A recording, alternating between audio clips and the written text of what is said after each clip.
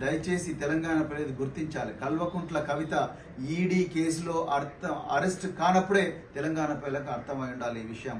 ఎందుకంటే ఈడీ కేసులో అన్ని ఆధారాలు ఉన్నప్పటికీ కూడా ఒకవైపు ఢిల్లీలో లంచం తీసుకున్న మనీష్ సిసోడియా ఇప్పటి వరకు కూడా జైల్లో ఉన్నాడు. ఆయనకి ఇంతవరకు బెయిల్ కూడా వస్తలేదు. ఫర్ కైండ్ ఇన్ఫర్మేషన్, ఎన్నోసార్లు బెయిల్ అప్లై చేసిన డిప్యూటీ చీఫ్ మినిస్టర్ మనీష్ సిసోడియానేమో జైల్లో ఉంటున్నాడు. లంచం ఇచ్చారు అనే ఆరోపణలు ఎదుర్కొంటున్న కల్వకుంట్ల కవితనేమో ఇంతవరకు అరెస్ట్ కావడం లేదు. తెలంగాణ సమాజం ఇది గుర్తించాలి. బీజేపీ కేంద్రంలో, రాష్ట్రంలో బీఆర్ఎస్ రెండు కూడా రహస్య కూటమి ఏర్పరచుకున్నాయి. బీజేపీ వ్యతిరేక ఓటును చీల్చాలని చెప్పేసి దేశవ్యాప్తంగా కేసీఆర్ కుట్రవన్నీ బీఆర్ఎస్ ను స్థాపించిండు.